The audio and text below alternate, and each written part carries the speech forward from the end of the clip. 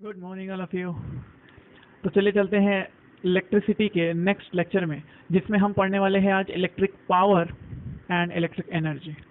Electric power क्या होगा, electric energy क्या होगी, जूल्स इफेक्ट ऑफ हीटिंग क्या होगा, और mainly heating effect of electric current भी आप इसको बोल सकते हो। ठीक है, तो करंट इलेक्ट्रिसिटी का हमारा ये लास्ट पार्ट है, जिसके अंदर हम देखने वाले हैं heating effect of electric current. तो उसके अंदर सबसे पहले हमारे लिए ये जान लेना जरूरी है कि इलेक्ट्रिक पावर और एनर्जी एक्चुअली होती क्या है, और इलेक्ट्रिक पावर जो है वो कैसे काम करता है। तो there are two types of electrical system. हमारे पास में दो टाइप की सिस्टम है। देखो, तो हम इसका मेनली पहला बताएंगे आपको, ये है एसी सिस्टम होता है, और दूसरा जो सिस्टम है वो डीसी सिस्टम होता है। ठीक है, एसी और डीसी इस तरह के दो सिस्टम हमारे पास में अवेलेबल है। एसी सिस्टम में क्या होता है, जो वोल्टेज होगा वो कुछ इस तरह का होगा।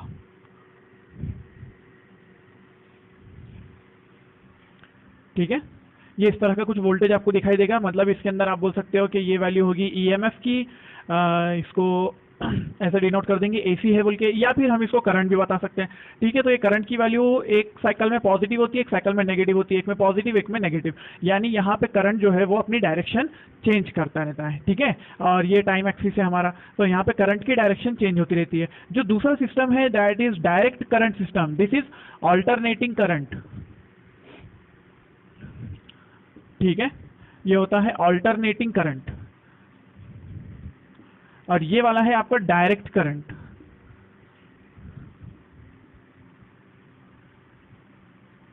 ठीक है, ऐसे हो जाएगा। अब इसको अगर आप डायरेक्ट करंट को देखोगे तो इसकी फ्रीक्वेंसी 0 होती है, इसीलिए इसका जो लाइन होगा वो डायरेक्ट ऐसा होगा। इसको हम कोई तो भी एक वैल्यू बोल देते हैं, यानी कांस्टेंट करंट होता है। आपको दिख रहा होगा कि ये कभी 0 नीचे नहीं होता। या इसी का एक और अगर मैं बनाऊं तो फिगर ऐसा भी बनता है।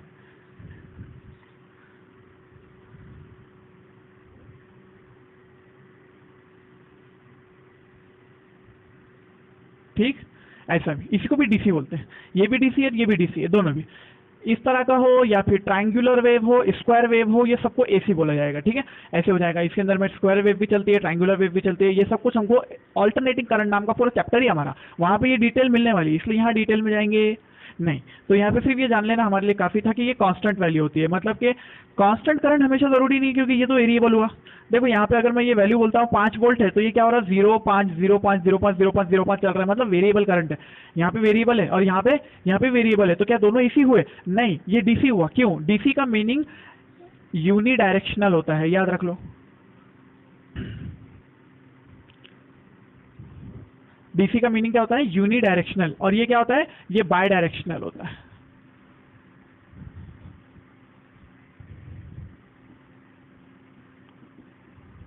ठीक है, ऐसा हो जाएगा बाय डायरेक्शनल। उसकी वैल्यू जो उसका करंट जो होता है, कभी उसके इलेक्ट्रॉन इधर को चलते हैं, कभी इलेक्ट्रॉन इधर को चलते हैं, कभी इधर को चलते हैं, कभी इधर को चलते हैं, बस इतना ही फर्क है। ठीक है, तो ये हुआ एसी डीसी। अब हमारे पास में जो हमारे घर में आती है जो पावर, वो क्या होती है? In our houses we have AC, AC power. कैसी power? AC power. AC power, IC नहीं, AC power. AC alternating current क्या वैल्यू होती है? स्टैंडर्ड वैल्यूज क्या है, जरा देखो। स्टैंडर्ड वैल्यूज, या इनको रेटेड वैल्यूज बोलते हैं। क्या बोलते हैं? Rated values. स्टैंडर्ड वैल्यूज या रेटेड वैल्यूज क्या होती है हमारे घर में जो आती है? तो हमारे पास में जो होता है वोल्टेज जो आता है, वोल्टेज जो आता है ये 220 वोल्ट होता है। ठीक है, 220 वोल्ट, प्लस माइनस में होता है कुछ तो भी। ठीक है, प्लस माइनस 10-20 ऐसा होता है, कहीं पे 240 लिखा होता है। ठीक है, लेकिन 220 is Indian standard, 220 volt. Current कितना होता होगा? तो करंट नॉर्मली 3 से 5 एम्पियर होता है। ठीक है, नॉर्मली ये किसके लिए है? हाउस होल्ड अप्लायंसेस चलाने के लिए 3 से 5 एम्पियर। अगर आपको एसी चलाना है, गीजर चलाना है, तो फिर उसके से ज़्यादा लगता है, 10 एम्पियर 15 एम्पियर का सॉकेट हमारे पास लगा होता है। ठीक है, तो अलग अलग आपको फ्यूजेस लगे हुए दिखेंगे घर के अंदर में। कुछ फ्यूजेस एमसीबीज जो होते हैं, ठीक है, तो वो एमसीबीज आपको लगे हुए दिखेंगे जो कि 15 एम्पियर के होते हैं, कुछ 5 एम्पियर के होते हैं। ठीक है, तो कुछ जगह पे आपको 3 से 5 एम्पियर की रिक्वायरमेंट होती है, और कुछ जगह पे जैसे कि हायर लोड्स है, जैसे कि ओवंस है और गीजर्स है एंड एसी, ठीक है, इस तरह के होते हैं। इन लोग के लिए आपको 10 से 15 एम्पियर का सॉकेट भी लगता है। ठीक है, ऐसे हो जाता है। और और हम देखते हैं कि इलेक्ट्रिकल अप्लायंसेस जो होते हैं हमारे, उनके ऊपर में कुछ पावर्स रेटिंग भी होती है, ठीक है। इलेक्ट्रिकल अप्लायंसेस पे पावर रेटिंग होती है, तो हम बोलते हैं कि इलेक्ट्रिकल अप्लायंसेस पे पावर रेटिंग होती है। क्या हो सकती है पावर रेटिंग? किसी पे लिखा होता है 40 वैट, किसी पे लिखा होता है 100 वैट, किसी पे होता है कि 500 वैट, कुछ 2000 वैट के हैं, ठीक है ना। जैसे कि गीजर वगैरह, एसी, जो भी है, एसी की वैल्यू आप देखते हो अगर एसी टनेज में है अगर, ठीक है ना, 1 टन का एसी, 1.5 टन का एसी, या फिर आप देखोगे कि 3 टन का, 4 टन का, ये जो एसी हो गया आपके एक्चुअली ना, तो वो एसी की फिर उसके हिसाब से रेटिंग बढ़ती जाएगी, मतलब पावर रेटिंग बढ़ेगी, ठीक है। पावर रेटिंग क्या होता है मैं ये भी आपको बताऊंगा, और पावर रेटिंग से फर्क क्या पड़ता है ये भी मैं आपको बताऊंगा। तो मैं जनरली आपको बता रहा था कि ये इंपॉर्टेंट होता है हमारे लिए देखना, ये क्या होता है बोल के। इसके साथ एक और चीज लिखी होती है, मैंने नहीं लिखा है यहाँ पे क्या, अच्छा, स्टैंडर्ड वैल्यूज में एक और चीज होती है जिसको बोला जाता है फ्रीक्वेंसी, उसको बोला जाता है फ्रीक्वेंसी। और इंडियन स्टैंडर्ड है, इंडियन स्टैंडर्ड फ्रीक्वेंसी है 50 हर्ट्ज, ठीक है, 50 हर्ट्ज फॉर अल्टरनेटिंग साइकिल, ठीक है। अल्टरनेटिंग करंट के लिए 50 हर्ट्ज है। 50 हर्ट्ज का मतलब क्या होता है? देखो यहां से ये देखो, एक साइकिल हुई, ऐसी एक सेकंड में कितने साइकिल होने वाले हैं? 50 साइकिल एक सेकंड में, उसको बोलते हैं 50 साइकिल पर सेकंड। हर्ट्ज का मतलब है साइकिल पर सेकंड, तो 50 साइकिल पर सेकंड, 1 2 3 4 5, एक सेकंड में कितने बार? 50 बार, मतलब जीरो कितने बार होता? 100 बार। ये जीरो कितने बार होता है? 100 बार। यही वजह है कि एसी जो है, तो हम ऐसा लिखते हैं कि 220 volt AC and 220 volt DC, ठीक है। दोनों भी हो सकते हैं, डीसी अपने पास यूज नहीं होता, जनरली यूज नहीं होता है, ठीक है। वो इंडस्ट्रियल एरिया में ही कुछ स्पेशल एप्लीकेशन के लिए यूज होता है सिर्फ 220 वोल्ट डीसी। ये हमारा 220 वोल्ट एसी हमारे घरों में यूज होता है। तो हम ये बोलेंगे कि ये जो होता है, ये दोनों में सेफर कौन है, यानी कि डीसी और एसी में कौन सेफ है? तो हम बोलेंगे AC is more safe than DC, या DC is more dangerous than AC, है ना। डीसी ज्यादा घातक होता है, क्यों? क्योंकि उसके अंदर में डायरेक्शन चेंज नहीं होती है, यूनिडायरेक्शनल कांस्टेंट करंट, ठीक है। यूनिडायरेक्शनल अगर कांस्टेंट करंट मिलता है तो मतलब उसकी वैल्यू कभी जीरो होती है? बोलो, नहीं होती है। अगर उसकी वैल्यू जीरो नहीं होती है तो हम क्या बोलते हैं? एसी के अंदर में जीरो होती है, कितने बार? देखो ना, 50 बार। 220 वोल्ट, या फिर यहां से देखेंगे 10 ampere zero, minus 10 ampere zero, 10 ampere zero, 10 ampere zero, 10 ampere zero, तो मतलब 10 जीरो 10 जीरो 10 जीरो की साइकिल चल रही है। तो हम ये बोलेंगे कि वो एक सेकंड में 100 बार अचीव करता है जीरो की वैल्यू, ये वाला एसी वोल्ट जीरो की वैल्यू। उस समय ये चांस है कि वो फ्रैक्शन ऑफ सेकंड में आप अपने आप को इलेक्ट्रिक शॉक से बचा सकते हो, ठीक है। लेकिन डीसी अगर लगता है तो चांस ही नहीं है भाई। तो इस तरह से हम समझ सकते हैं कि ये कौन सा वाला हमारे लिए यूजेबल है। तो हमने कहा कि हमारे पास में डीसी से ज्यादा एसी ये फीजिबल है हमारे पास में, ठीक है। ऐसी ही एक लड़ाई थॉमस एडिसन के दौर में हुई थी, ठीक है। तो वहां पे भी जो था निकोला टेस्ला और थॉमस एडिसन, ये दोनों की भी इसी में वॉर चल रही थी, उसको करंट वॉर बोला गया है, ठीक है। उसके ऊपर में बहुत अच्छी डॉक्यूमेंट्री मूवी है, अगर आप देखना चाहे तो। करंट वॉर, आपको पता चलेगा एसी और डीसी के अंदर उन्होंने क्या कंपटीशन किया, और क्या कंपटीशन के बाद में एसी क्यों हमारे वर्ल्ड में जो है ये सक्सेसफुली जो है तो पूरा डिप्लॉय हुआ कि ये हाउस होल्ड में यूज होने वाला है और डीसी नहीं होने वाला है, ठीक है। बहुत सारे उसके कॉम्प्लिकेशंस थे, बहुत सारे कॉम्पिटिशन थे, उसके पीछे में बहुत सारी अच्छी अच्छी कहानियां हैं। तो हमने इसको अडॉप्ट किया है, 220 वोल्ट एसी को अडॉप्ट किया हमने, ठीक है। अब एक और चीज देखने में आती है कि हमारे पास में दो अलग अलग टाइप के फेजिंग होती है। एक को हम बोलते हैं सिंगल फेज, क्या बोलते हैं हम? सिंगल फेज, ठीक है। सिंगल फेज तो इसमें मिलता है आपको 220 वोल्ट, ठीक है, ऐसा मिलता है। और उसके बाद में होता है सिंगल फेज में दो वायर होते हैं, 2 वायर सिस्टम बोलते हैं इसको, 2 वायर सिस्टम। एक होता है फेज, एक होता है फेज और एक होता है न्यूट्रल, ठीक है। एक होता है फेज और एक होता है न्यूट्रल। और दूसरा सिस्टम हमारे पास में होता है जिसको हम बोलते हैं 3 phase system, 3 phase system. 3 phase system के अंदर में आपको मिलता है 440 वोल्ट, ठीक है, 440 वोल्ट। और ये होता है 4 वायर सिस्टम, ठीक है, 4 वायर सिस्टम होता है। जैसे इसमें फेज और न्यूट्रल था, तो इसमें 3 फेज 1 न्यूट्रल होता है। इसमें हो जाता है आर वाई बी, ये 3 फेज हो जाते हैं, ठीक है, ये फेजेस है। और एक न्यूट्रल होता है, ऐसे हो जाता है। तो आप क्या करते हो मालूम है? मैं आपको एक जस्ट ब्रीफिंग देता हूँ कि एक्चुअली होता क्या है। आप अगर देखते हो कि आपके घर के बाहर में आप देखोगे कि इलेक्ट्रिक पोल्स लगे होते हैं और 4 वायर रहते हैं उसमें, ठीक है। तो कैसे होता है? ऊपर का वायर होता है रेड, RGB, RYB, RYB, हाँ ऐसे बोलते हैं, RYB ऐसा बोला जाता है, ठीक है। तो रेड, येलो और ब्लू, ऐसा इनकी कोडिंग है, नाम है जस्ट ऐसा, ठीक है ना। कुछ भी बोलो उसको नाम, अल्फा बीटा गामा बोलोगे तो चल जाएगा, उसको बुरा नहीं लगता है। तो ये हो गया 3 वायर सिस्टम। और चौथा वायर होता है न्यूट्रल का। तो आपके घर में अगर वो वायर देना चाहते हैं तो वो क्या करते हैं मालूम है, वो एक इसमें से कनेक्शन निकालते हैं और एक न्यूट्रल में से निकालते हैं, 220 बन गया, ठीक है, 220 बन गया। उसके बाद फिर क्या करते हैं, किसी और को कनेक्शन चाहिए तो वाई में से एक और न्यूट्रल में से एक निकाल के उसको दे देते हैं। फिर किसी और को चाहिए तो बी में से एक और न्यूट्रल में से एक निकाल के उसको दे देते हैं। ये कभी भी न्यूट्रल के साथ अगर गिना जाए तो कितना देगा, 220 देगा, ठीक है, 220 देगा। लेकिन अगर किसी को उन्होंने यहाँ से दिया तो वो 440 देते हैं उसको, फिर यहाँ से RYB ऐसा लगा के टोटल दे देते हैं उसको, ठीक है, तीनों वायर लगा के दे देते हैं उसको। बस बार सिस्टम भी लगाते हैं घर पे, ठीक है। तो ये 3 फेज किसके पास लगाया जाता है, जैसे कि आपने देखा होगा आपके घर के पास में फ्लावर मिल्स होते हैं, ठीक है। हम जो है तो जो भी वीट ये वो पीसने के लिए जाते हैं वो वाली, ठीक है। और उसके बाद में इंडस्ट्रीज के अंदर में 3 फेज चलता है। ये 3 फेज सिस्टम पूरा वहाँ पे चलता है, ठीक है। 3 फेज सिस्टम जो है ये हायर लोड्स के लिए होता है। बड़ा अपार्टमेंट है, बहुत बड़ी बिल्डिंग है, अपार्टमेंट है और बहुत बड़ा है, समझ लो बंगलो है एक, तो समझो उसके लिए भी 3 फेज सप्लाई आता है, ठीक है। वहाँ पे ज़्यादा हायर वोल्टेजेस सप्लाई के लिए, पावर्स के लिए ये वाला डिप्लॉय किया जाता है सिस्टम। तो इतना कुछ है हमारा AC और ऑल्टरनेटिंग साइकिल्स और electrical power system in India, ठीक है, इंडिया के अंदर में। अब ये जो फ्रीक्वेंसी मैंने आपको बताई 50 हर्ट्ज, ये 50 हर्ट्ज जो है ये इंडिया में है और एशियन कंट्रीज में है। लेकिन अगर आप यूएस में जाते हो तो यूएस में ये 50 हर्ट्ज नहीं है बल्कि ये 60 हर्ट्ज है, ठीक है ना, 60 हर्ट्ज। एक सेकंड में साइकिल 60 साइकिल्स होते हैं। और वहां पे ये 220 वोल्ट नहीं है, 110 वोल्ट है, ठीक है। यूएस के अंदर 110 वोल्ट यूज होता है।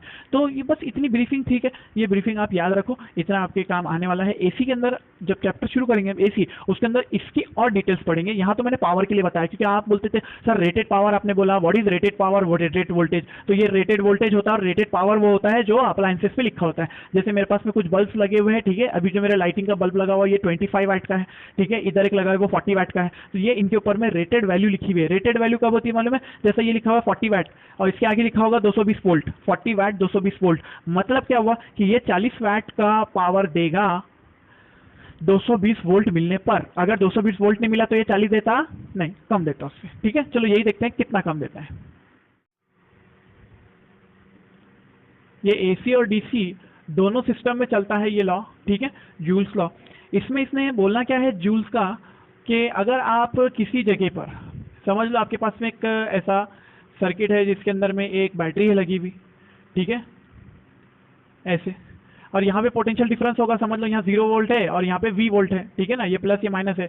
आप इस तरह से अगर जाते हो, करंट की डायरेक्शन ऐसी ले लो इसमें से, है ना, करंट ऐसा फ्लो करता है, ये ऐसा होता है ना, पॉजिटिव से नेगेटिव ऐसा आता है करंट, तो करंट की डायरेक्शन ऐसी है।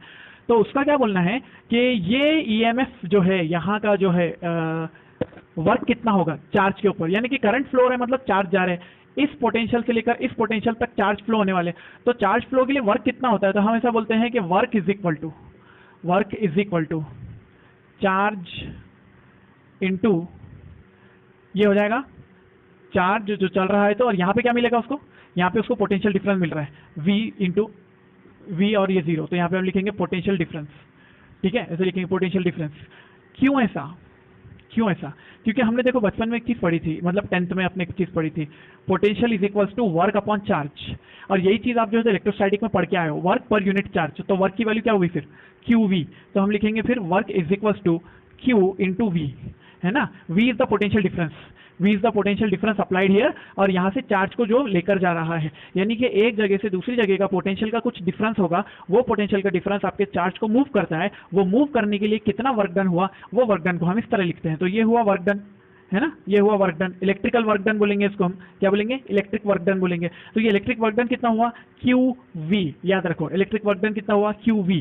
तो हम ये बोलेंगे कि अगर ये वाला वर्क डन QV है तो ऐसा भी तो हो सकता है कि यहाँ पर रेजिस्टेंस हो, यानी कि, और ऐसा भी तो हो सकता है कि एक रेजिस्टेंस हो, ठीक है ना, यहाँ पर पोटेंशियल डिफरेंस अप्लाइड हो, ठीक है, पोटेंशियल डिफरेंस अप्लाइड हियर, ऐसा कोई तो पोटेंशियल डिफरेंस है।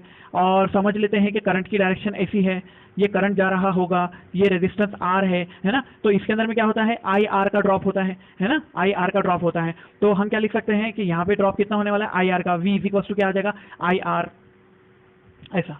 अब हम इसका वर्क कैसे निकालेंगे, और हम जो है तो इसके अंदर बताएंगे कि यहाँ पे कुछ तो भी वर्क डन हो रहा है, वो क्या होगा।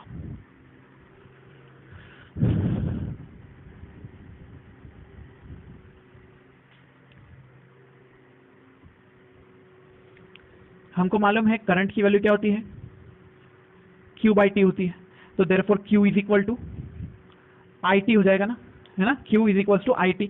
अगर ये Q is equal to IT हो गया तो यही वर्क डन को मैं कैसे लिख सकता हूँ, देखो यही वर्क डन को मैं ऐसे लिख सकता हूँ, Q की जगह पे आ जाएगा IT और ये V, तो ये आ जाएगा VIT, ठीक है, VIT।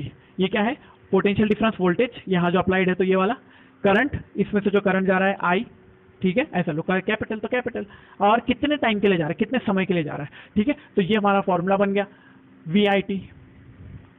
अब अगर VIT का फॉर्मूला बना है तो वी नो दैट ये हो गया वर्क डन। ये जो वर्क डन होगा हमारा, इस वर्क डन को हम 3 फॉर्म में लिख सकते हैं, ठीक है, 3 फॉर्म में लिख सकते हैं, मैं उसको हीट के फॉर्म में लिखूंगा।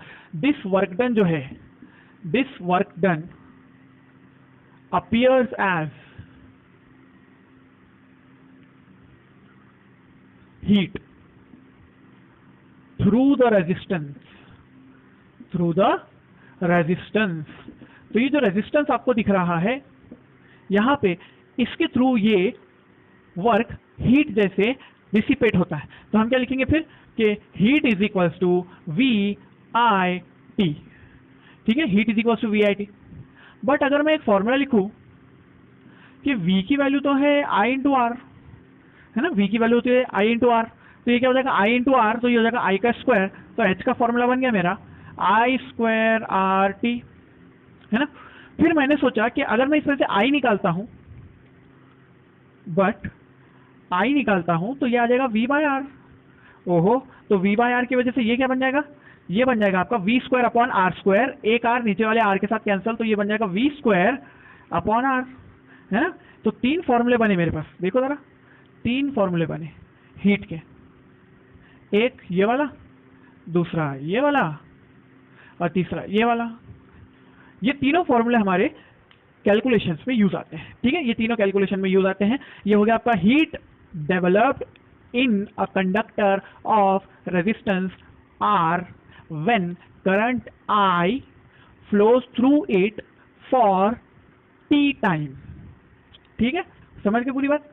क्या कहा मैंने, जूल्स लॉ क्या बोलता है, heat dissipated in the resistance when current I flows through it when potential difference V is applied across it for time T, इतने, तो वो H का ये वैल्यू है, ठीक है, ऐसा है। अब H की यूनिट क्या होगी, ऑब्वियसली क्या होगी unit, unit electrical work, electrical work, W is equal to heat is equal to joules,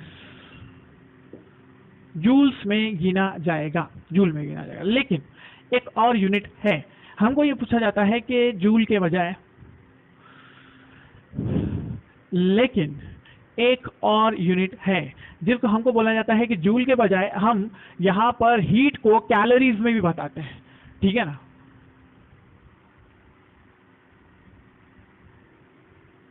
है, we know that 1 calorie is equal to 4.2 joules, है ना, 4.2 जूल। या फिर और ऐसा लिखे थे आपने थर्मोडायनेमिक्स में, ऐसा देखा था, work is equal to JQ, है ना, work is equal to JQ। J is mechanical equivalent of heat, what is J, mechanical equivalent of heat, heat का मैकेनिकल इक्विवेलेंट है ये, क्योंकि ये मैकेनिक्स है, ये हीट है, तो आपको बोला गया कि हीट का मैकेनिकल इक्विवेलेंट J होता है। J की वैल्यू कितनी होती है, J इज इक्वल टू 4.2 होता है, ठीक है, it's a conversion factor, it's a conversion factor 4.2 joule, 1 calorie is equal to 4.2 joule. तो फिर हमारे फॉर्मूले क्या हो जाएंगे, therefore heat H is equal to, heat H is equal to, formula क्या लिखेंगे, VIT डिवाइडेड बाय 4.2 आ गया कैलोरी में, ये क्योंकि ये जूल में है, ठीक है, ये जूल में है, इसको 4.2 से डिवाइड कर दो, कैलोरी में चल जाओगे, ठीक है, ऐसे होगा। तो फिर आप क्या लिखोगे, और VIT के बाद लिखोगे I square RT divide by 4.2। अगर एक्चुअल देखते हो ना, ये 4.2 नहीं है, 4.18 है, लेकिन यहाँ पे हम उसको 4.2 बोल रहे हैं, तो चलता है ना, 4.2 भी बोला तो। और तीसरा हो जाता है V square upon R into T, और नीचे आने वाला है 4.2 ऑब्वियसली, ठीक है, ऐसे आ जाएगा 4.2, ये आ जाएगा 4.2, तो ये भी आ गया कैलोरी में, this is in calories. H के इतने फॉर्मूले होते हैं, ये लिख लेने का। तो heat develop in a conductor आप इस तरह से लिखेंगे, ठीक है, तो इसका फॉर्मूला नोट करो फास्ट।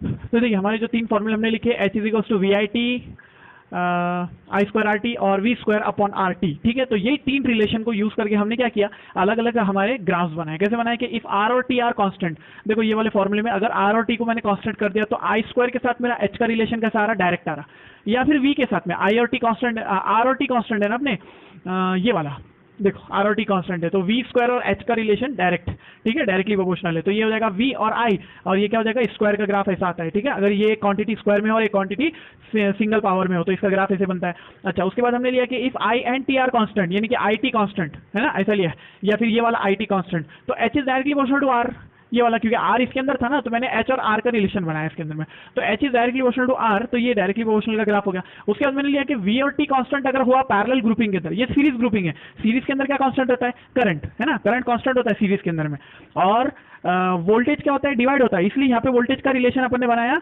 नहीं, क्योंकि कांस्टेंट नहीं है ना वो, ठीक है। रिलेशन कैसा होगा, रिलेशन डायरेक्टली होगा उसका, ठीक है। अब यहाँ पे अगर देखते हैं कि if V and T are constant parallel grouping के अंदर, अगर आप सर्किट को पैरेलल में बनाते हो, यानी कि एक रेजिस्टेंस दूसरा रेजिस्टेंस तीसरा रेजिस्टेंस बल्ब वगैरह सब पैरेलल में अगर होते हैं, तो पैरेलल में बनाने की वजह से क्या होगा कि वोल्टेज अपने को मिलेगा कांस्टेंट, है ना, वोल्टेज मिलेगा कांस्टेंट, तो कांस्टेंट वोल्टेज अगर मिलेगा तो ये वाला वी और टी कांस्टेंट कर दिया मैंने, तो एच और आई डायरेक्टली प्रोपोर्शनल हो गए, या फिर क्योंकि मैंने वी और टी को ये लिया है कांस्टेंट, तो आर के साथ इनवर्स रिलेशन, है ना, तो हीट का डायरेक्ट रिलेशन आ जाएगा करंट के साथ, या इनवर्स रिलेशन आ जाएगा रेजिस्टेंस के साथ, ठीक है। तो मैंने यहाँ पे हीट का रेजिस्टेंस के साथ इनवर्स रिलेशन बताया, ये है हीट और ये है रेजिस्टेंस, ऐसा। अगर करंट के साथ होता तो स्क्वायर आई स्क्वायर होता, है ना, ऐसे होता ये वाला रिलेशन। और उसके बाद क्या ले सकते हो, चौथा ले सकते हो कि when I R V I R, कहाँ है वी आई, और रेजिस्टेंस भी, वी आई और रेजिस्टेंस भी अगर कांस्टेंट होते हैं तो H is directly proportional to T, ये वाला एक रिलेशन बनता है। सिर्फ ये रिलेशन याद रखो क्योंकि ग्राफ के अंदर हमको कभी कभी यूज करना पड़ेगा। चलो देखते हैं इलेक्ट्रिक पावर। तो इलेक्ट्रिक पावर को मैं ऐसे डिफाइन कर सकता हूं कि the rate at which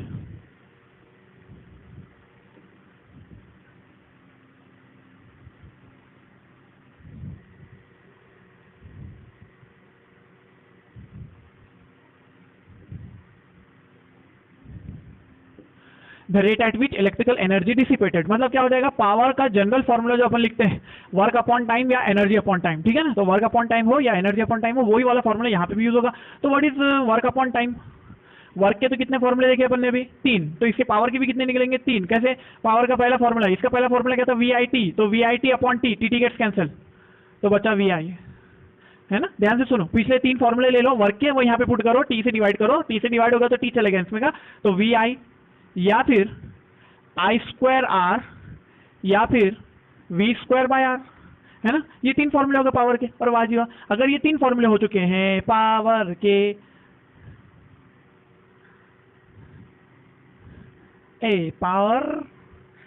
power unit का होगी, यूनिट बोलो बोला, जूल पर सेकेंड, और वैट, इसको वैट्स भी पढ़ते हैं कुछ लोग, उसको वॉट पढ़ते हैं, तो वॉट और watt is the unit for electrical power, ठीक है। तो कुछ लोग यूनिट को कुछ भी बोलो, वैट बोलो या वॉट बोलो, उसको बुरा लगने वाली बात है ही नहीं, तो अपने को बुरा लगने वाली बात है नहीं, चलता है। तो अगर मैंने लिख दिया कि जूल पर सेकंड होगी बात, जैसे कि फॉर एग्जांपल अगर मैं लिखता हूं कि इफ बल्ब इज रेटेड, एक बल्ब रेटेड है, रेटिंग कहाँ है उसकी 220 वोल्ट 100 वैट, है ना, ऐसी वैल्यू इसकी, ऐसा उसके ऊपर लिखा हुआ है। 50 हर्ट्ज तो होगा ही, ठीक है, इंडिया का है तो 50 वाट से होगा। तो अगर ये लिखा हुआ उसके ऊपर में, तो मैं ये बोल सकता हूं कि दिस बल्ब डिसिपेट्स, क्या कर रहा है ये, dissipates 100 joules of electrical energy into light and heat, है ना, लाइट एंड हीट, दोनों मिलेंगे ना, बल्ब है तो हीट और लाइट दोनों मिलेंगे। बल्ब की बात कर रहा हूँ मैं, बल्ब की, ठीक है, CFL की बात नहीं कर रहा हूँ और एलईडी के बल्ब की बात नहीं कर रहा हूँ मैं, वो पुराना वाला जो बल्ब आता था ना अपना इनकंडेंसेंट से पे पहले वाला, तो वो वाली बल्ब की बात हो रही है एकदम, एडिसन ने जो बनाया था वो वाला बल्ब। तो ये हो जाएगा आपका 100 जूल इंटू हीट पर सेकेंड, एक सेकेंड में 100 जूल हीट लाइट बना दिया, ठीक है, एक सेकंड में 100 जूल बना दिया, उसको 1 वाट बोलते हैं, कितना 100 वाट बोलते हैं, सॉरी 100 जूल एक सेकंड में, तो क्या बोलेंगे उसको 100 वैट्स या 100 वाट्स, ठीक है, ऐसा बोला जाएगा। तो ये होगा आपका पावर। अब ये पावर होगा तो इसमें से हम क्या कर सकते हैं, रेजिस्टेंस भी निकाल सकते हैं। देखो ना, अगर मैं निकालना चाहूँ रेजिस्टेंस ऑफ इलेक्ट्रिकल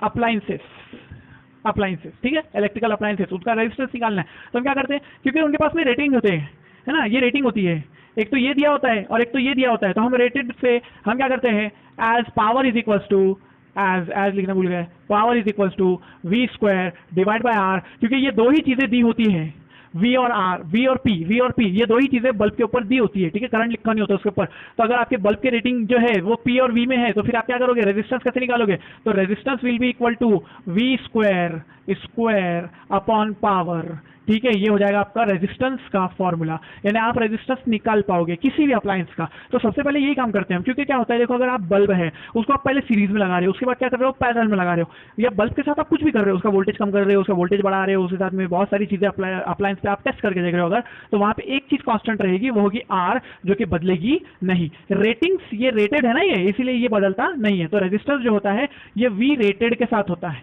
इसको V रेटेड भी बोला जाता है, VR। R का मतलब क्या है, यहाँ पे लिखूं मैं, यहाँ पे बोलूंगा मैं VR को बोलते हैं, और ये PR, ठीक है, इसको भी PR बोल देंगे, ये लो PR। तो हम यहाँ पे लिखेंगे VR बोले तो रेटेड वोल्टेज है नहीं, और PR बोले तो रेटेड पावर। ये रेटिंग कौन देता है ना, अब ये भी तो है, सोशल मीडिया, व्हाट्सएप नहीं, वो ये रेटिंग मैन्युफैक्चरर देती है, ठीक है, मैन्युफैक्चरर जो बल्ब बनाने वाला है, उसका मैन्युफैक्चरर, उसका मेकर, वही अपने को ये वैल्यूज प्रोवाइड करने वाला है। तो अपन क्या बोलेंगे, resistance is equal to rated voltage upon उसका स्क्वायर और अपॉन पावर रेटेड, ये आपको देगा रेजिस्टेंस, ये बदलेगा नहीं। लेकिन अब एक चीज आ जाती है कि अगर बल्ब को, ये बल्ब की वैल्यू क्या थी, देखो मैं यही एग्जाम्पल को कंटिन्यू कर रहा हूँ, क्योंकि तो एग्जाम्पल क्या लिया था मैंने, bulb is rated as 220 volt 100 watt, मतलब क्या होगा, इसका मीनिंग क्या है, जरा समझ लेते हैं।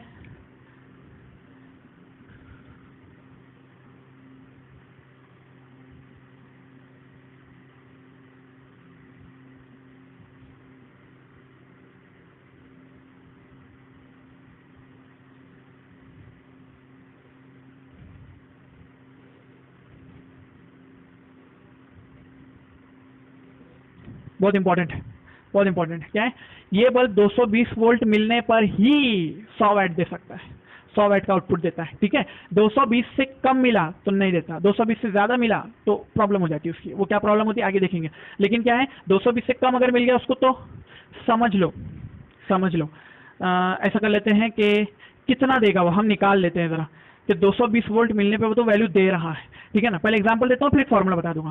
पहले एग्जांपल, अगर समझ लो हम इंडिया में है ना, इंडिया में अपने पास में है 220 वोल्ट, आपने इसके ऊपर वो बल्ब को लगाया, बल्ब का सिंबल ऐसे होता है, ये बल्ब का सिंबल होता है, कितना देने वाला है ये 100 वैट, ठीक है, 100 वैट देने वाला है। इंडिया में आपने उसको 220 वोल्ट पे लगाया, वो 100 वैट दे रहा है, वेरी गुड बात है, कोई प्रॉब्लम की बात ना है वो भी। लेकिन आपने क्या किया उसको, आप उसको लेके चले गए यूएस, इन यूएस वही bulb, same bulb will consume power कितना, P is equals to V square upon R। वहां का अप्लाइड वोल्टेज कितना है वो देखना पड़ेगा पहले, वहां का अप्लाइड वोल्टेज कितना यूएस का, VA is equals to 110 volt. VA बोले तो अप्लाइड वोल्टेज, कहीं लिखू क्या, यहां लिखू VA applied voltage, applied voltage है VA, लगा दो। तो यहां पे अपन क्या कर देंगे, P is equal to 110 volt का स्क्वायर अपॉन R। R तो पता नहीं भाई, प्रॉब्लम है ना, R तो पता नहीं है, आर को कैसे निकालेंगे, यहाँ से निकालेंगे आर को कैसे निकालेंगे, देखो जरा, R is equal to V square by power, V कितना था 220 इंडिया में, 220 का स्क्वायर अपॉन पावर कितना है 100 है ना, पावर कितना है 100। ये रेजिस्टेंस की वैल्यू आ गई 484 ओम्स, ठीक है 484 ओम्स। अब आपको निकालना है कि ये पावर कंज्यूम कितना करेगा, है ना, कंज्यूम पावर लिखा मैं, कंज्यूम पावर, ठीक है, रेटेड अलग था, ओ भाई रेटेड अलग था, रेटेड पावर 100 है उसका, ये यहाँ पे रेटेड पावर यूज किया अपन ने, ये यहाँ पे यूज किया रेटेड पावर यूज किया और रेटेड वोल्टेज यूज किया, है ना, वोल्टेज रेटेड और पावर रेटेड दोनों को यूज करके अपन ने रेजिस्टेंस निकाल दिया। रेजिस्टेंस निकालने के बाद अब क्या अपने पास में पावर कंज्यूम कितना, तो कंज्यूम पावर कितना हो जाएगा, रेजिस्टेंस कितना है 484, ठीक है ना, तो 110 का square bye 484,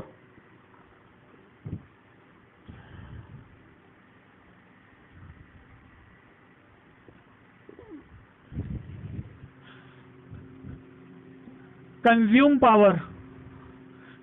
power is equal to power consumed is equal to कितना 25 वाट, वेरी गुड, ठीक है। तो यूएस में क्या हो गया, यूएस में जाने के बाद आपके बल्ब ने सिर्फ 25 वाट ही कंज्यूम किया, मतलब एक और चीज देखो, brightness is directly proportional to power consumed, याद रखने का, brightness is directly proportional to power consume, ठीक है, ऐसा हम ये जनरली बात कर रहे हैं, अभी सीरीज पैरेलल की बात नहीं कर रहे हैं, अभी एक बल्ब के लिए नॉर्मली बात कर रहे हैं हम। तो नॉर्मली में ब्राइटनेस जो होती है वो डायरेक्टली प्रोपोर्शनल होती है कंज्यूम पावर के ऊपर में, तो पावर अगर वो 100 वाट का कंज्यूम करता है तो ब्राइटनेस ज्यादा होगी, अगर 25 वाट का कंज्यूम करेगा तो ब्राइटनेस 1/4 होगी ना, ऑब्वियसली 1/4 होगी, तो ब्राइटनेस कम हो जाती है, तो हम बोलेंगे ब्राइटनेस रिड्यूस्ड इन, है ना, ब्राइटनेस रिड्यूस्ड इन यूएस। एक बंदा इंडिया में था, बड़ा चमकू था, यूएस में चलेगा बेचारा, अंधकार में चलेगा, ठीक है ना, क्यों हुआ ऐसा, क्योंकि उसका रेजिस्टेंस नहीं बदला, उसका रेजिस्टेंस नहीं बदला, दोनों केस में रेजिस्टेंस उसका सेम रहा, ठीक है ना, रेजिस्टेंस उसका सेम रहा, इसीलिए फर्क पड़ा है उसका। आप बोलेंगे रेजिस्टेंस कैसे चेंज करोगे, नहीं चेंज करते भाई, रेजिस्टेंस चेंज नहीं कर सकते, फिर क्या करना पड़ेगा, यूएस में नया बल्ब लेना पड़ेगा, ठीक है, नया बल्ब लेना पड़ेगा। चलो ठीक, बंदे के एग्जांपल मत चिपकाओ, वहाँ पे रेजिस्टेंस कम होता है अपने अंदर, है ना, ठीक है, बंदे का रेजिस्टेंस कम कर दो, सीखने की स्किल्स वगैरह ये वो सब कुछ, ठीक है, वो उसको बढ़ा दो थोड़ा सा, रेजिस्टेंस कम हो जाएगा, रेजिस्टेंस कम हो जाएगा तो ज़्यादा चमकेगा, ठीक है, रेजिस्टेंस कम होगा ज़्यादा चमकेगा, बस बात खत्म। ये देखो power consume is inversely proportional to R, R कम कर दो ये हो जाएगा, सेट हो जाता है, अभी कोई प्रॉब्लम की बात ना है। लिखो, अब इसका फॉर्मूला देता हूँ, क्या फॉर्मूला, यहीं दे दूँ क्या, यहीं दे देता हूँ, पावर कंज्यूम या brightness proportional to power consumed power is equals to, क्या फॉर्मूला है ये, अप्लाइड वोल्टेज, है ना, power consumed is equals to applied voltage का स्क्वायर, अप्लाइड वोल्टेज का स्क्वायर डिवाइडेड बाय रेजिस्टेंस, और रेजिस्टेंस का फॉर्मूला क्या है, रेजिस्टेंस का फॉर्मूला है वी आर का स्क्वायर बाय पी आर, तो मैं यहाँ पे लिखूंगा वी आर का स्क्वायर बाय पी आर, तो पी आर गया ऊपर रेटेड, ये है वो फॉर्मूला जो आपको याद करना है, consume power is equals to applied upon rated voltage का स्क्वायर इनटू पीआर, ठीक है, consume power is equals to applied upon rated voltage का स्क्वायर, कॉमन स्क्वायर ले लो, into P R the power rated value. तो इससे आपको मिल जाएगा कि कितना पावर कंज्यूम करने वाला है, कोई भी ले लो, यहाँ पे एग्जांपल मैंने 100 वाट का लिया था, आप कोई भी ले लो 240 वाट का होगा, या वॉशिंग मशीन होगी आपकी यहाँ की, ठीक है, 700 वाट की समझो, उसको लेके चल जाओ यूएस में, वहाँ पे लगा दो उसको, अप्लाइड वोल्टेज कम दे दो उसको, ठीक है, अप्लाइड वोल्टेज कम देने के बाद कितना पावर कंज्यूम करेगी वो निकाल लो आप कैलकुलेट करके, तो अभी आ जाएगा ना करने लोगों। एक एग्जाम्पल दिया और एक एग्जाम्पल के बाद मैं आपको दिखाया कि कैसे वैल्यू कैलकुलेट की जाती है पावर कंज्यूम्ड की। कंज्यूम पावर ब्राइटनेस डायरेक्टली है रिलेशन में, लेकिन कब, जब सीरीज पैरेलल कनेक्शन करेंगे तब नहीं, ये सिर्फ डायरेक्ट हम किसी एक बल्ब की बात कर रहे हैं। अब सीरीज पैरेलल में क्या फर्क पड़ेगा, चलो बताता हूं आपको। सीरीज पैरेलल में अगर बल्ब लगाते हो तो हमारे रेटेड पावर और पावर कंज्यूम पे क्या इफेक्ट होता है, चलो देखते हैं। एक चीज पे और ध्यान दो,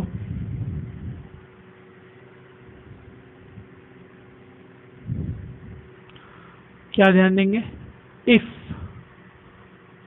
VA is less than VR, यानी कि आपने क्या किया, वोल्टेज VA जो है अप्लाइड वोल्टेज कम है VR से, then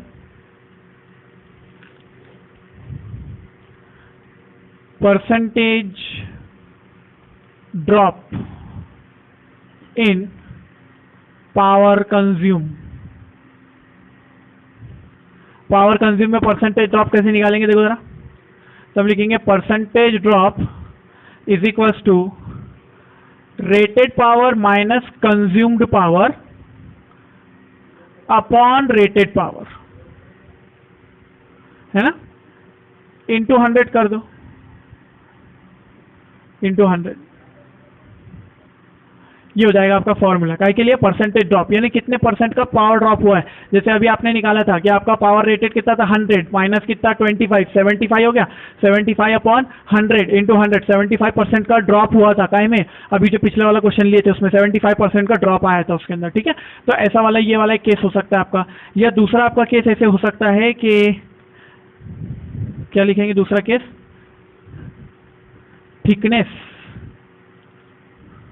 thickness of filament of bulb, है ना। बल्ब का जो फिलामेंट है उसकी थिकनेस क्या होगी। तो हम ऐसे लिखते हैं कि जैसे रेजिस्टेंस का फॉर्मूला मैंने लिखा था V rated square upon power rated, है ना, ऐसे लिखा था। बट मुझे पता है कि R का फॉर्मूला होता है रो L बाय A। तो एरिया के अंदर में थिकनेस आ जाती है ना, एरिया बोले तो थिकनेस के ऊपर ही डिपेंड करेगा ना, ठीक है। तो अगर मैंने ये दोनों को कंपेयर कर दिया तो रो L बाय A लिख दिया तो PR और एरिया डायरेक्टली रिलेटेड हो गए ना, area is directly related with rated power, है ना, रेटेड पावर। तो थिकनेस की वैल्यू फिर कैसी होगी अपने पास में, तो फिर अपन लिख पाएंगे देयरफॉर थिकनेस यानी area is directly proportional to power consume या रेटेड भी,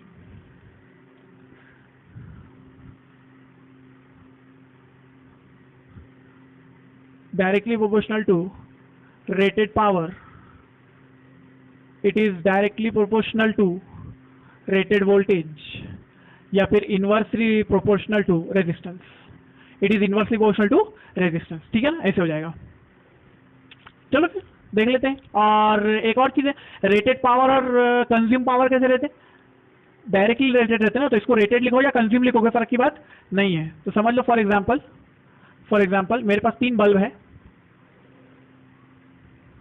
ये पहला बल्ब है, ये दूसरा बल्ब है और ये तीसरा बल्ब है। मैं इसके सिंबल ही बनाने वाला हूँ। आपने क्या सोचा मैं बल्ब का एकदम फोटो बनाने वाले यहाँ पे बल्ब का, नहीं हो बाबा।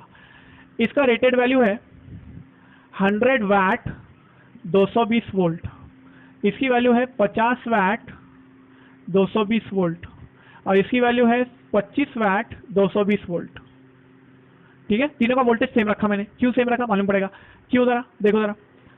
हमारे पास में रेजिस्टेंस का फॉर्मूला है V रेटेड का स्क्वायर अपॉन पावर रेटेड, है ना। तो इस तरह से हम क्या कर सकते हैं, तीनों का रेजिस्टेंस भी निकाल सकते हैं। पावर कंज्यूम का फॉर्मूला क्या रहता है, पावर कंज्यूम यानी ब्राइटनेस इज इक्वल्स टू क्या हो जाता है, applied voltage upon rated voltage का स्क्वायर इनटू पावर रेटेड, है ना। अब ये तो कांस्टेंट रहेगा सबके लिए, अप्लाइड और रेटेड ये तो कांस्टेंट रहेगा ना सबके लिए। तो फिर क्या हुआ, डायरेक्ट रेटेड पे हम वैल्यू डायरेक्ट लिख दिया हमने उसकी। ब्राइटनेस भी समझ में आ गया हमारे पास में। और थिकनेस के लिए क्या लिखा आपने, thickness is directly proportional to rated value, ठीक है ना। तो देयरफॉर क्या आप ऐसे लिख सकते हो कि सबसे ज्यादा रेजिस्टेंस किसका है, रेजिस्टेंस इज बल्ब नंबर 1 2 3, बताओ रेजिस्टेंस किसका होगा, क्योंकि रेजिस्टेंस जो है पावर रेटेड के साथ इनवर्स रिलेटेड है। देयरफॉर रेजिस्टेंस क्या होगा, सबसे ज्यादा इसका होगा। रेजिस्टेंस ऑफ 25 वाट लिखो कि 3 लिखो, R3 लिखो ना उसको, ऐसे लिखेंगे R3 is greater then R2 और ग्रेटर देन R1, है ना, ऐसा लिख देंगे। अच्छा दूसरा बताओ मुझे कि ब्राइटनेस किसकी ज्यादा होगी, बोलो। ब्राइटनेस ये रेटेड पावर पे डायरेक्ट डिपेंडेंट है, इसीलिए क्या होगा कि brightness of 1 is greater then brightness of 2 greater than brightness of 3, है ना, ऐसे हो जाएगा। और तीसरा केस थिकनेस ऑफ फिलामेंट, हमको पता है थिकनेस ऑफ फिलामेंट का फॉर्मूला मैंने ये लिखा, देखो thickness is inversely proportional to radius, sorry resistance है ना, रेजिस्टेंस के साथ इनवर्स रिलेशन है। अगर इनवर्स रिलेशन है थिकनेस की तो ये हो जाएगा कि रेजिस्टेंस किसका ज्यादा है 25 वैट का, उसकी थिकनेस सबसे कम। ये डायरेक्ट बोलूं thickness is directly proportional to rated value, therefore thickness of 1 is greater than thickness of 2 is greater than thickness of 3, है कि नहीं बात सही? ऐसा हो जाएगा। तो थिकनेस ब्राइटनेस तो एक जैसे हो गए, थिकनेस ब्राइटनेस तो एक जैसे रिलेशन में आ गए, और बाकी ये चीज आपको समझ में आ गई है, ठीक है। मारो कॉपी छाप। इलेक्ट्रिसिटी कंजम्पशन हम कितना करते हैं,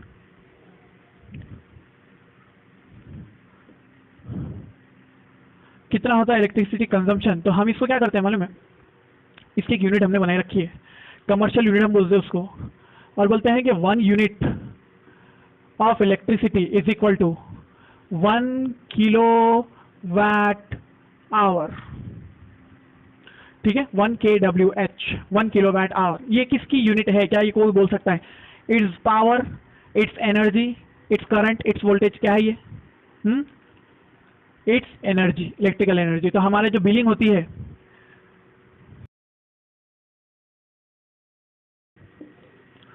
देखो हम इलेक्ट्रिक बिल में क्या करते हैं, एनर्जी के लिए पे करते हैं, ठीक है, एनर्जी के लिए पे करते हैं, कितनी एनर्जी हमने यूज की उसके लिए हम पे करते हैं। कैसे?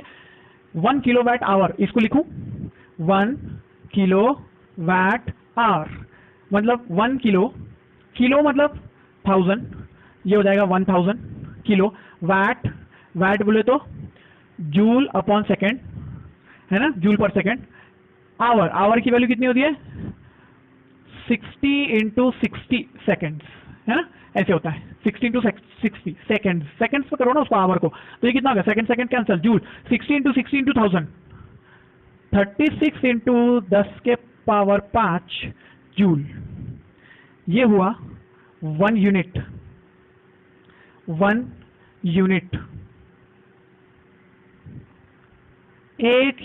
बिजली इतनी होती है। मतलब अगर आपके घर का बिजली का बिल समझ लो आपके घर का बिजली का बिल जो है वो कुछ 200 यूनिट का आ रहा है, ठीक है, 200 यूनिट का आ रहा है, तो समझ लो 200 यूनिट इंटू दिस, इतना जूल एनर्जी आप उड़ा चुके हो, इतनी एनर्जी आप खर्च कर चुके हो, ठीक है, उसका बिल आप पे कर रहे हो इलेक्ट्रिसिटी का। आप इलेक्ट्रिसिटी के बिल को आपने कभी ध्यान से देखा है क्या? अपना तो मराठी में होता है, ठीक है ना, अपने पास तो मराठी में होता है, कभी कभी तो इंजीनियर्स को भी हमारे को भी नहीं समझता एक्चुअली वो मराठी में क्या लिख के दिया उसने, वो पूरा होता है 19,000 आकार और ये आकार वो आकार, कौन कौन से आकार लगा जाता है उसके अंदर, ठीक है। इलेक्ट्रिसिटी का बिल इंग्लिश में अगर होता तो टेक्निकल होता थोड़ा सा, उसने वो भी मराठी कर दिया पूरा, ठीक है। अच्छी बात है, लेकिन वो टेक्निकल वर्ड्स मराठी में समझ नहीं आते ना, ये प्रॉब्लम है हमारा, तो इसीलिए अक्सर लोगों को वो बिल समझ आता ही नहीं, ठीक है।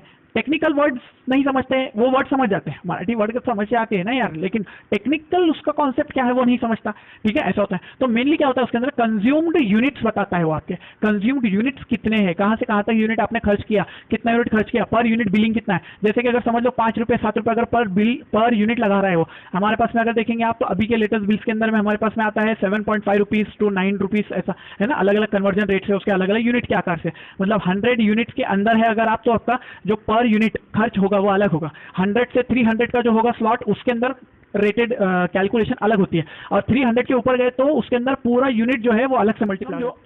अगर आपने 299 बिजली आपने खर्च किए, 280 290 इतना यूनिट हुआ आपको उसने मल्टीप्लाई किया है 6 रुपए पर यूनिट से, ठीक है, पर यूनिट 6 रुपए लगा समझो, तो आपका बिल कम से कम बन रहा है 1790 या 1800 रुपए बन रहा है, ठीक है, 1800 रुपए का बिल बन रहा है। लेकिन अगर आप जो है उसकी रीडिंग लेने तक, वो रीडिंग लेने को जब बंदा आएगा समझो हर मंथ की 15 तारीख को, वो जब लेने को बिल रीडिंग आएगा तो वो टाइम पे आपकी अगर रीडिंग 300 क्रॉस हो चुकी है, मतलब 302 यूनिट हो गई, समझ लो 302 यूनिट हो गई, 302 हो गई, तो पूरे के पूरे यूनिट्स का कैलकुलेशन 9 रुपए के हिसाब से होने वाला है।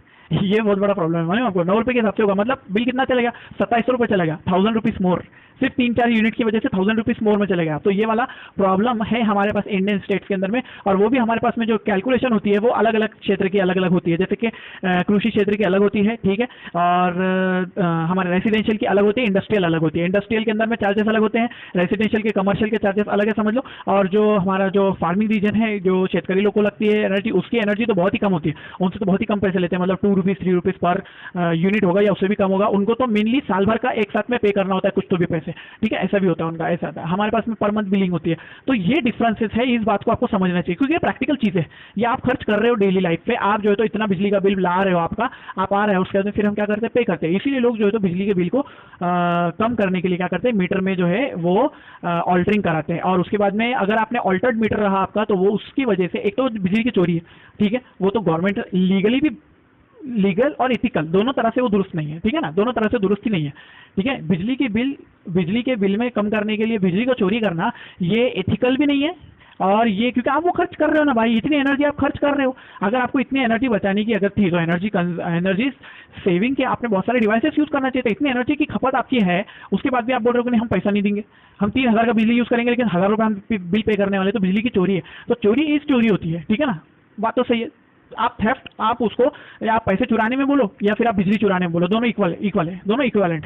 आप एक दुकान पे जाते हो और गले में से किसी के पैसे निकाल लेते हो, या आप जो है तो किसी के बंदे का वॉलेट जो है तो चोरी कर लेते हो और उसमें से पैसे निकाल लेते हो, it is equivalent to the electricity bill theft, ठीक है। तो इलेक्ट्रिसिटी थेफ्ट दोनों भी इक्विवेलेंट, इसलिए बता रहा हूँ कि दोनों भी लीगली क्राइम भी है, लीगली तो ये क्राइम भी है, ऑफिशियली तो क्राइम भी है, और ये इथिकल भी नहीं है, क्योंकि आप भाई जो चीज़ आप यूज़ कर रहे हो उसके लिए आप पे नहीं करोगे क्या, आपको हर चीज़ फ्री में चाहिए मतलब के। तो हर कंट्री का रूल है, अपने अपने कंट्री के रूल के हिसाब से वो अलग अलग चार्जेस होते हैं। हमारे कंट्री में तो अलग अलग स्टेट्स के भी अलग अलग चार्जेस, मालूम आपको, अलग अलग स्टेट में भी अलग अलग चार्जेस है, याद रखने को बात को, ठीक है। तो हमने देखा कि ये कितना होता है, 1 यूनिट इसका होता है। अब अगर मुझे बिजली का बिल कैलकुलेट करना है, समझो बिजली का बिल कैलकुलेट करना है, तो मैं ऐसे लिखूंगा फॉर्मूला इसका कि number of units is equal to total power into total time, ठीक है, कितने देर के लिए यूज हुआ है, डिवाइडेड बाय 1000 से क्यों डिवाइड किया, किलोवाट आवर है ना, किलोवाट आवर है, तो आपने उसको डिवाइड किया और जो है तो आपने टोटल पावर, टोटल टाइम, क्योंकि टाइम तो आप सेकंड में ऑलरेडी ले रहे हो ना, तो इसको सिर्फ वैट्स में कर दो तो ये आपके पास में वैल्यू आ जाएगी, ये आ जाएगी आपके पास में नंबर ऑफ यूनिट्स टोटल। तो total number of units is to total power into total time upon 1000, यानी कि समझ लो फॉर एग्जांपल इफ 6 बल्ब, एक ही बल्ब ले लो कि एक बल्ब का निकाल लेते हैं, आप 6 बल्ब का निकाल लेना, मल्टीप्लाई कर देना उसको, जस्ट 1 बल्ब ऑफ 100 वाट, 1000 वाट ले लूँगा, नहीं 100 वाट operated for 6 hours per day, 6 hour per day, ठीक है। if 1 unit, if it cost 3 rupees per unit, calculate bill,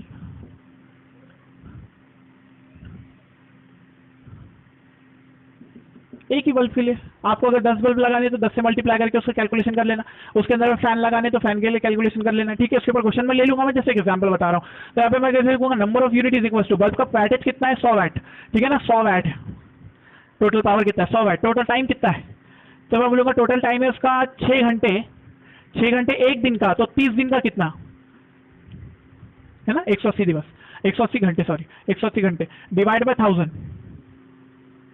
bye 1000, तो ये क्या हो जाएगा आपका, ये 2 0 1 0, कितने यूनिट जला, 18 यूनिट,